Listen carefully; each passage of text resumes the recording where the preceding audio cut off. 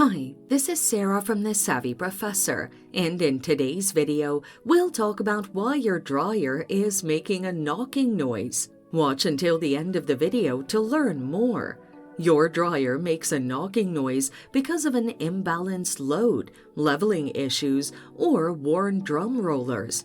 To fix these, balance the load. Remove the clothes from your dryer and distribute them evenly.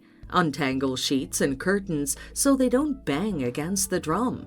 Avoid placing heavy items on one side. Once done, resume the drying cycle. Level your dryer. Unplug your dryer and pull it from the wall.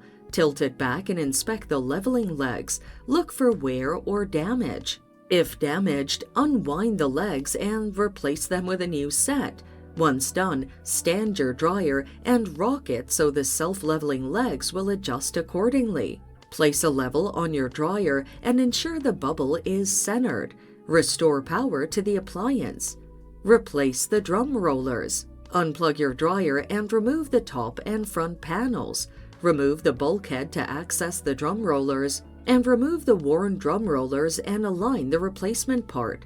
Once done, attach the bulkhead and panels. Restore power to the dryer. And there you have it.